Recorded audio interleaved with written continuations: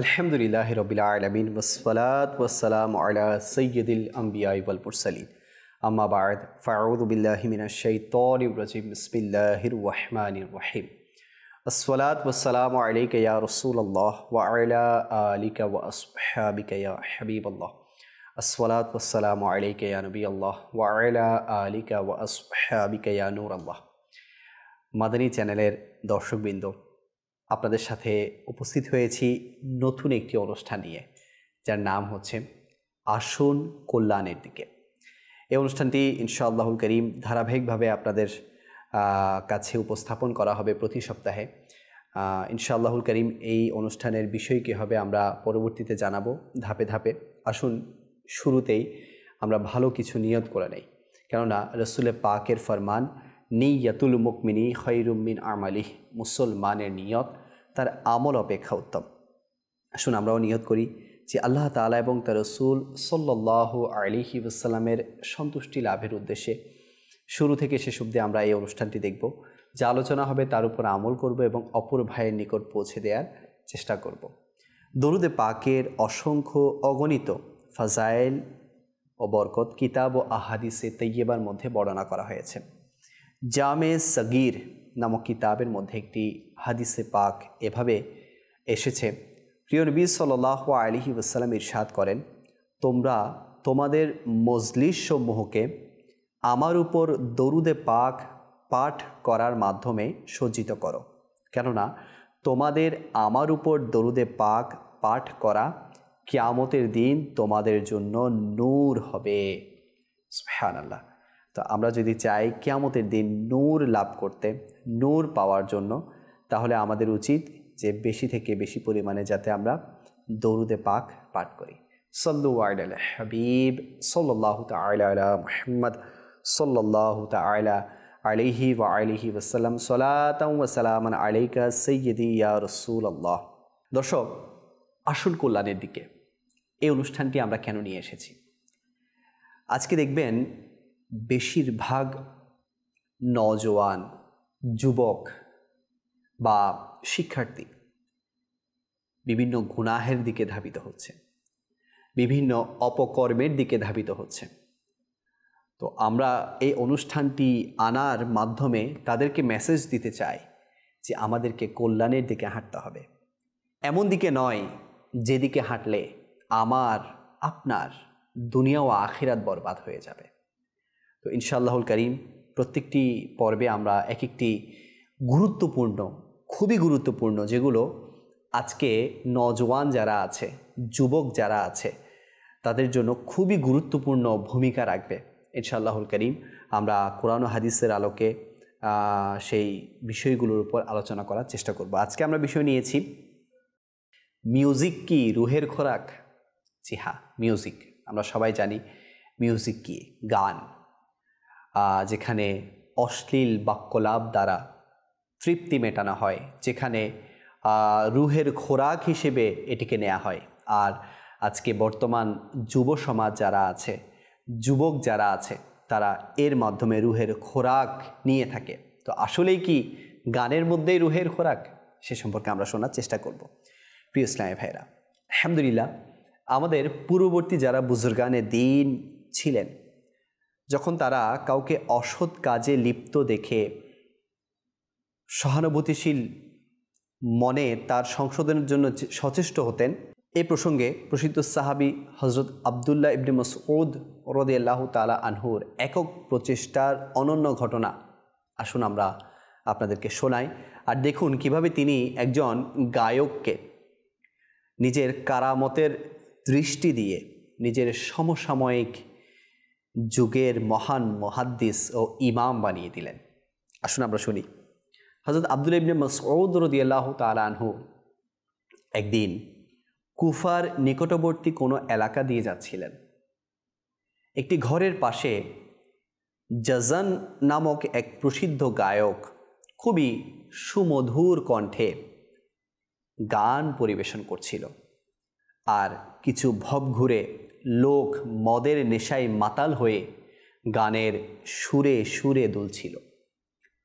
হযরত আব্দুল্লাহ ইবনে মাসউদ রাদিয়াল্লাহু তাআলা আনহু বললেন, কত সুন্দর কণ্ঠ, যদি এই কণ্ঠ কুরআনে পাকের তিলাওয়াতের জন্য ব্যবহৃত হতো তবে বিষয়টা কেমন হতো।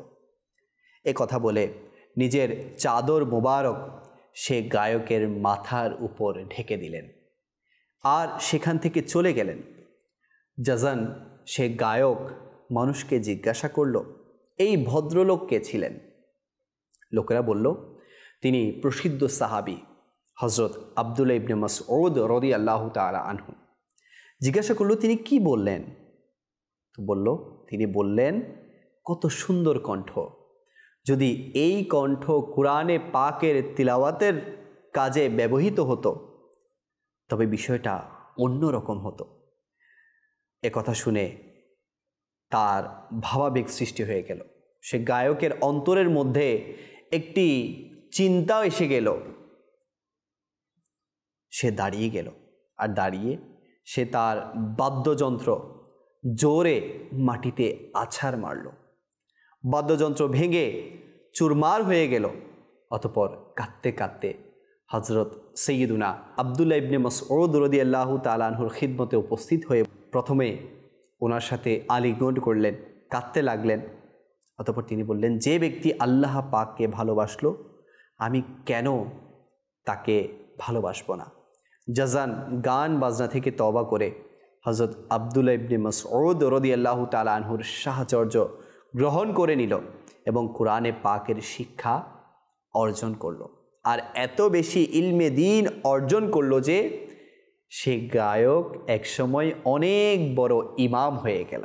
দর্শক, আপনারা দেখলেন যে একজন সাহাবীর ইনফিরাদি কৌশিশ, একক প্রচেষ্টার বদৌলতে, ওনার বুঝানোর কারণে এবং সেই সাথে ওনার সাহাবিয়তের প্রভাবের কারণে, কারামতের কারণে একজন গায়ক একজন ইমামে পরিবর্তন হয়ে গেলেন, রূপান্তর হয়ে গেলেন, তওবা করে নিলেন। তাই আমাদেরকেও যারা গান আমরা শুনে থাকি, যে সকল নওজোয়ান ভাইরা গান শুনে থাকে, যে সকল যুবকরা গান শুনে থাকে, তাদেরকে তওবা করা উচিত। কেননা গান এটা হারাম, হারাম, হারাম। আসুন আমরা এ ব্যাপারে হাদিসে পাক শুনে নেই। বলা হচ্ছে, দুটি আওয়াজের প্রতি দুনিয়া ও আখিরাতের অভিশাপ রয়েছে। নাম্বার 1, নিয়ামতের সময় বাজনা বাজানো। নাম্বার 2, বিপদের সময় চিৎকার করা। আজ আমরা যদি দেখি আমাদের আশেপাশে বিভিন্ন অনুষ্ঠানগুলোতে দেখি, যদি আমি প্রতিষ্ঠানগুলোতে দেখি, সেখানে র্যাগডের নামে, সেখানে বিভিন্ন অনুষ্ঠানের নামে, সেখানে বিভিন্ন ফেস্টিভ্যালের নামে গান বাজনার আয়োজন করা হচ্ছে। আজকে সেখানে বেহায়াপনা করা হচ্ছে গান বাজনার মাধ্যমে। আজকে সেখানে পর্দার বিধানকে লঙ্ঘন করা হচ্ছে এই গান বাজনাকে ঘিরে। আজকে আমরা কোথায় গিয়েছি? আজকে আমরা কোথায় যাচ্ছি? এছাড়া আরও একটি আওয়াজ, বিপদের সময় চিৎকার করা, বিপদের সময় কান্নাকাটি করা। জি হ্যাঁ, বিলাপ করে কান্নাকাটি করা, এই ব্যাপারেও অভিশাপ রয়েছে। আরও এসেছে, হযরত আল্লামা জালালউদ্দিন সুয়ুতি শাফেঈ রাহমাতুল্লাহি তাআলা আলাইহি উদ্ধৃতি করেন, গান বাজনা থেকে নিজেকে বাঁচাও, কেননা এটি কামভাবে উদ্বুদ্ধ করে এবং আত্মসম্মান বোধকে ধ্বংস করে দেয়, আর এটি হলো মদের স্থলাভিষিক্ত। এতে নেশার মতো প্রভাব রয়েছে। আসলেই প্রিয় ভাই, গান এমন একটি নেশার মতো কাজ যেটার মধ্যে কেউ ডুবে গেলে আর ফিরে আসতে চায় না। আজকে আমরা এই গানকে, এই মিউজিককে আত্মার খোরাক, মনের তৃপ্তি, রুহের খোরাক হিসেবে নিয়েছি। কিন্তু প্রিয় ভাই, গান আমাদের রুহের খোরাক নয়। তিলাওয়াতে কুরআন আমাদের রুহের খোরাক, নাতে রসুলে মকবুল আমাদের রুহের খোরাক, জিকিরুল্লাহ আমাদের রুহের খোরাক। জি হ্যাঁ, আমার আল্লাহ তাআলা কুরআনে পাকে বলেছেন, জিকিরের মধ্যেই শান্তি, জিকিরের মধ্যেই অন্তরের প্রশান্তি। কেন আমরা অন্তরের প্রশান্তি এই গান বাজনার মধ্যে ডুবে দিয়েছি? তো এজন্য আমাদের উচিত গান বাজনা থেকে ফিরে আসা। আরও বলছেন, যে ব্যক্তি গায়িকার পাশে বসে, একটু মনোযোগ দিয়ে শুনুন, যে ব্যক্তি গায়িকার পাশে বসে কান লাগিয়ে মনোযোগ সহকারে গান শুনে, তবে আল্লাহ পাক কিয়ামতের দিন তার কানের মধ্যে গলিত সীসা ঢেলে দিবেন। গান ও কৌতুক অন্তরে এমনভাবে নিফাক অর্থাৎ কপটতা সৃষ্টি করে, যেমনিভাবে পানি উদ্ভিদ জন্ম দেয়। ওই মহান সত্তার শপথ, যার কুদরতের আয়ত্তে আমার প্রাণ, নিঃসন্দেহে কুরআন ও আল্লাহর জিকির অবশ্যই অন্তরে এমনভাবে ঈমানকে জাগিয়ে তোলে, যেমনিভাবে পানি সবুজ ঘাস জন্ম দেয়। প্রিয় ইসলামী ভাইরা, আজকে আমরা গানের মধ্যে এত ডুবে যাই, আমার আশেপাশে কি হচ্ছে আমি ভুলে যাই। গানকে এত গভীরভাবে আমরা নিয়ে নেই, এত সিরিয়াসলি নিয়ে নেই, সদা সর্বদা আমাদের কানের মধ্যে এয়ারপড, হেডফোন দিয়ে রাখি। কি হচ্ছে না হচ্ছে, আমার পরিবারে কি হচ্ছে, আমার ব্যবসায় কি হচ্ছে, আমার সমাজে কি হচ্ছে, আমার ব্যক্তিগত লাইফে কি হচ্ছে, সেদিকে কোনো পরোয়া নেই, শুধু গান গান গান। এমনও আল্লাহর পানা দেখা যায় যুব সমাজ এবং মুসলমানের অধিকাংশ আজকে গান এটাকে আনন্দ উদযাপনের মাধ্যম হিসেবে নিয়েছে। অর্থাৎ আনন্দ হলেই, কোনো অনুষ্ঠান হলেই গান হতেই হবে। মাআযাল্লাহ, আমি অনেক মুসলমানকে দেখেছি যে তারা বলছেন, অনেক সময় নারাজ পর্যন্ত হয়ে যায়, হ্যাঁ অনুষ্ঠান হবে, গান হবে না। আরে ভাই, তুমি মুসলমান, তুমি মুসলমানিয়তের পরিচয় দাও। তোমার শান্তি গানের মধ্যে নয়, তোমার শান্তি কোরআনে পাকের মধ্যে হওয়া চাই। আমাদের অনুষ্ঠানগুলো তো কোরআনে পাকের তিলাওয়াত দিয়ে শুরু করা চাই, নাতে রসুলে মকবুলের মাধ্যমে অনুষ্ঠানকে অতিবাহিত করা চাই। কিন্তু আমরা সেদিকে হাঁটছি না, আমরা কল্যাণের দিকে না হেঁটে আমরা বরবাদির দিকে হাঁটছি, আমরা ধ্বংসের দিকে হাঁটছি। আসুন না আমরা কল্যাণের দিকে হাঁটি, আসুন না আমরা গান নামক এই গুনাহ থেকে নিজেকে বাঁচাই। আল্লাহ পাক আমাদেরকে বুঝার তৌফিক দান করুক। जगह जी लगाने की दुनिया नहीं है, ये इबरत की जा है, तमाशा नहीं है। আমি অনেক সংবাদ শুনেছি, গান শুনতে শুনতে রেল লাইন পার হচ্ছে, রেল এসে তাকে মেরে চলে গিয়েছে, সেখানেই তার স্পট ডেট হয়ে গিয়েছে। প্রিয় ভাই, সে গানকে এত সিরিয়াসলি নিয়েছে যে সে কোথায় যাচ্ছে, কিসের উপর যাচ্ছে, কি আসছে, তার দিকে তার কোনো খেয়াল নেই, কোনো তোয়াক্কা নেই। অবশেষে কি হলো? গান শুনতে শুনতে তার ইন্তেকাল হয়ে গেল। আচ্ছা দেখুন তো, কোনো মুসলমান এটা চায় না তার ইন্তেকাল, তার মৃত্যু, তার পরিণতি এটা অপকর্মের মাধ্যমে হোক, গুনাহের মাধ্যমে হোক, যে যত বড়ই গুনাহগার হোক না কেন, কেউ এটা তামান্না করে না, কেউ এটা আশা করে না যে তার মৃত্যু গুনাহের উপর হোক। তাহলে চিন্তা করুন, যার গান শুনতে শুনতে মৃত্যু হচ্ছে, তার অবস্থা কি হবে, তার পরিণতি কি হবে, কবরের মধ্যে তার কি হবে, হাসরের মধ্যে তার কি হবে। হে প্রিয় ভাই, হে যুব সমাজ, আসুন না আমরা কল্যাণের দিকে হাঁটি, আমরা বরবাদির দিকে না হেঁটে আমরা কল্যাণের দিকে হাঁটি। আমি অনেককে দেখেছি সকালে ওঠার সাথে সাথে গান, ঘুমোতে যাওয়ার সময় গান, পুরো দিন গান, ব্যবসায় গান, চাকরিতে গান, দোকানে গান, স্কুলে গান, কলেজে গান, সবসময় শুধু গান আর গান শোনে। এমনও দেখেছি আল্লাহর পানা, আজকে যখন শুক্রবার আমাদের মাঝে আসে, জুমার দিন আমাদের মাঝে আসে, মুসলমানের একটা অংশ এটা মনে করে শুক্রবার জুমার দিন মজ মস্তির দিন, আনন্দের দিন। সকাল হতে না হতে অনেক মুসলমানের ঘর থেকে গানের আওয়াজ চলে আসে। তো প্রিয় ভাই, আমরা কেমন মুসলমান? জুমার দিন যেখানে আল্লাহ তাআলা আমাদের জন্য নেকির ব্যবস্থা রেখেছেন, একটি নেকি 70টি নেকির বরাবর রেখেছেন, আর আমরা সেই দিনটিকে, পবিত্র দিনটিকে আমরা নষ্ট করছি আল্লাহ পাকের নাফরমানির মাধ্যমে।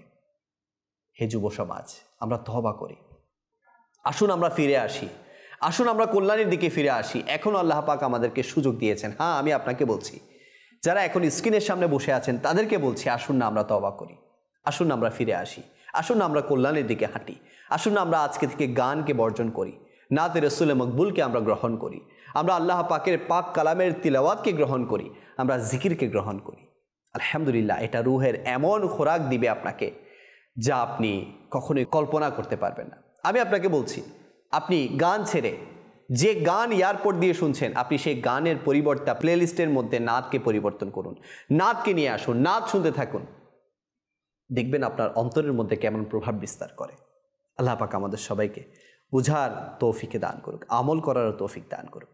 সল্লু আলাল হাবিব সাল্লাল্লাহু তাআলা আলা মুহাম্মদ সাল্লাল্লাহু আলাইহি ওয়াসাল্লাম। যারা মনে করে গানই রুহের খোরাক, তাদের ব্যাপারে আল্লাহ পাক কোরআনে পাক ইরশাদ করছেন, সূরা রওয়াদের আয়াত নম্বর 28। আমার আল্লাহ পাক বলেছেন, শুনে নাও, আল্লাহর স্মরণেই অন্তরের প্রশান্তি রয়েছে। আমরা আল্লাহ পাক আত্মার খোরাক ওনার স্মরণের মাঝে খুঁজতে বলেছেন, এবং আত্মার খোরাক হলো নামাজ। কেননা এটা আল্লাহ পাকের একটি জিকির।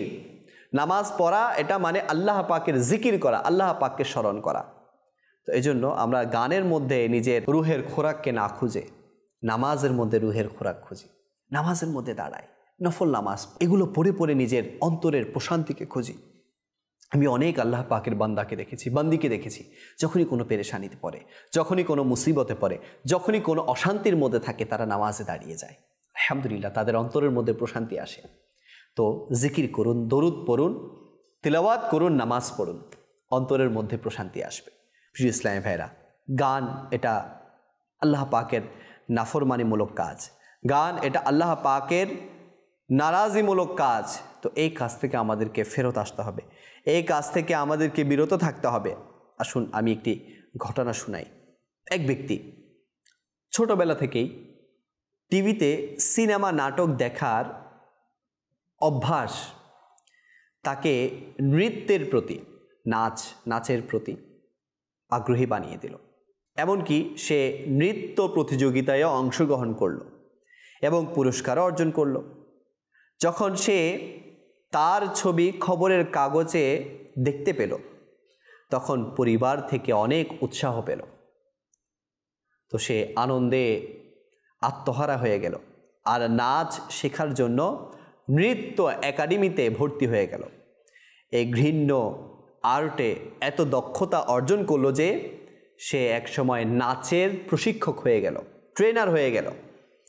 তো সে ফ্রান্স, থাইল্যান্ড ইত্যাদিতে সফর করলো এবং ভারত থেকে বিভিন্ন ধরনের নাচের ধরন সে শিখল। এবার সে এমন স্থানে পৌঁছে গেল যে নামকরা নায়ক নায়িকারাও তার কাছে নাচ শিখতে আসতো। তো এমন সময় তার মায়ের ইন্তেকাল হলো, তার মা মারা গেল। কিন্তু তবুও তার চোখ খুলল না, তার হুঁশ হলো না সে কি করছে, কোন দিকে যাচ্ছে। তবে তার হেদায়েতের কারণ দরুদ সালামের প্রতি ভালোবাসা ছিল। সম্ভবত একটি ড্যান্স প্রোগ্রামের, একটি নাচের প্রোগ্রামের জন্য সে এক জায়গায় গেল। তখন সেখানে একজন আল্লাহ পাকের নেক বান্দার নুরানি মাজারের সামনে যাওয়ার সময় তাকে দরুদ শরীফ পড়ে ইসালের সওয়াব করল। যখন নৃত্য করে, নাচ গান করে সে পরিশ্রান্ত হয়ে রাতে ঘুমোতে গেল, তখন স্বপ্নে দেখল যে তার মরহুম পিতামাতা জ্বলন্ত আগুনের ভেতর, আর তাকে দেখে চিৎকার করে করে কিছুটা এরকম বলতে লাগলো, আমরা তোমাকে ইসলামী শিক্ষা দেয়াতে অলসতা করেছি, হায় আমাদের দুর্ভাগ্য, তুমি ড্যান্সার ও মদ্যপায়ী হয়ে গেলে, এখন তোমারই কারণে আগুন আমাদেরকে জ্বালাচ্ছে, তুমি তওবা করে নাও যাতে তুমিও এর থেকে বেঁচে যাও আর আমরাও বাঁচি। আমি অর্থাৎ সেই ব্যক্তিটি স্বপ্ন দেখে কান্না করতে লাগলো, আর তার চোখ খুলে গেল, আর সে অনেকক্ষণ যাবৎ কাঁদতে রইল। এরপর সে ওই আল্লাহর ওলির মাজারের পাশে যে গিয়েছিল, সে আল্লাহর ওলির মাজারের নুরানি দরবারে উপস্থিত হলো। কদমের দিকে বসে কেঁদে কেঁদে সেই আল্লাহর ওলির নিকট আবেদন করতে লাগলো যে হে আল্লাহ পাকের নেক বান্দা, হে আল্লাহ তাআলার ওলি, এখন আপনি আমার কোনো ব্যবস্থা করুন।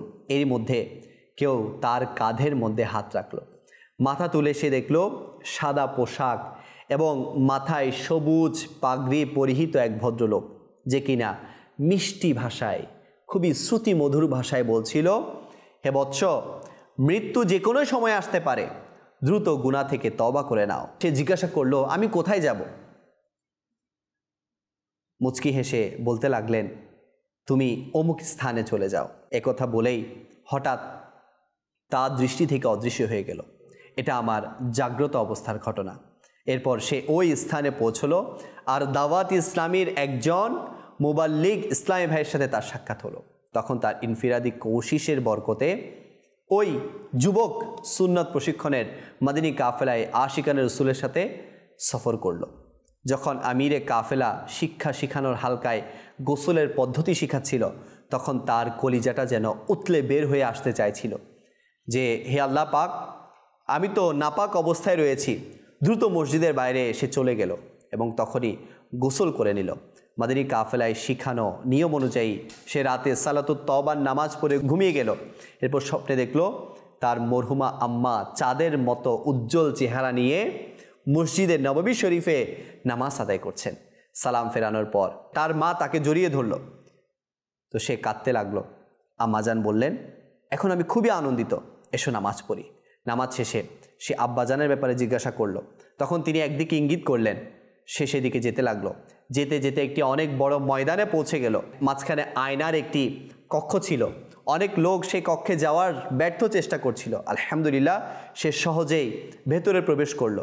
সেখানে 5 জন বুজুর্গ ছিল।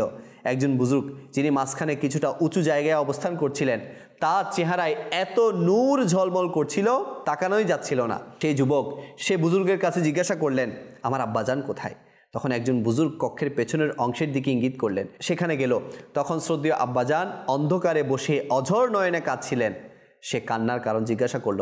উত্তর দিলেন, প্রত্যেকেই এই বুজুর্গদের উপহার দিচ্ছে, কিন্তু আমি কি উপস্থাপন করব? তুমি তো আমার জন্য কিছুই পাঠাও না। হঠাৎ আমার হাতে, অর্থাৎ ওই বালকের হাতে, ওই যুবকের হাতে একটি নূরের ট্রে এসে গেল। সে তার আব্বাজানকে তা দিয়ে দিল। আব্বাজান তাকে নিয়ে কক্ষে প্রবেশ করলেন এবং নুরানি চেহারার বুজুর্গের খেদমতে সেই নুরানি ট্রে উপস্থাপন করলেন। অতঃপর তারা সেখান থেকে বেরিয়ে এলো। তখনই ওই যুবকের মনে খেয়াল এলো যে এই নুরানি চেহারার বুজুর্গ অবশ্যই আমার নূরওয়ালা নবী মুহাম্মদ আরবি সাল্লাল্লাহু আলাইহি ওয়াসাল্লামই হবেন। অতঃপর তার চোখ খুলে গেল, দেখল তার শরীর থেকে সুগন্ধি ছড়াচ্ছে। এই ঈমান তাজাকারী স্বপ্ন দেখার পর সে অতীতের সকল গুনাহ থেকে তওবা করে আমিরে কাফেলার হাতে মাথায় সবুজ পাগড়ি শরীফ সাজিয়ে এবং দাড়ি শরীফ বৃদ্ধি করার নিয়ত করে নিল।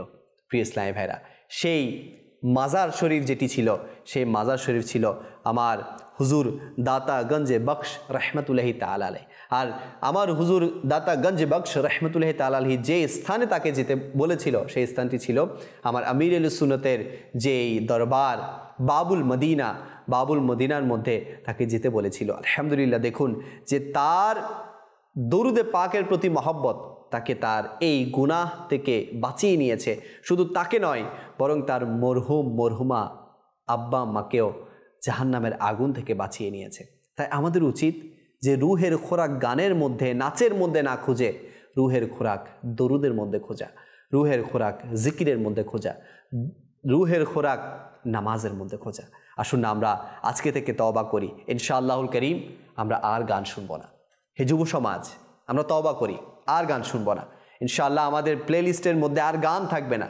গানের পরিবর্তে কোরআনে পাকের তিলাওয়াত থাকবে, গানের পরিবর্তে হামদ থাকবে, গানের পরিবর্তে নাতে রসুলে মকবুল থাকবে। ইনশাআল্লাহুল করিম আপনার অন্তরের মধ্যে এর প্রভাব বিস্তার হবে। গুনাহ থেকে বাঁচবেন, কল্যাণের দিকে চলতে পারবেন। আল্লাহ করিম আমাদের সবাইকে বুঝার ও আমল করার তৌফিক দান করুক। আজকে এতটুকুই। ইনশাআল্লাহুল করিম পরবর্তী পর্বে আমরা অন্য একটি বিষয় নিয়ে হাজির হব। আপনাদের সুস্থতা কামনা করে এখানে শেষ করছি। সল্লু আলাল হাবিব সাল্লাল্লাহু তাআলা আলা মুহাম্মদ সাল্লাল্লাহু তাআলা আলাইহি ওয়াসাল্লাম।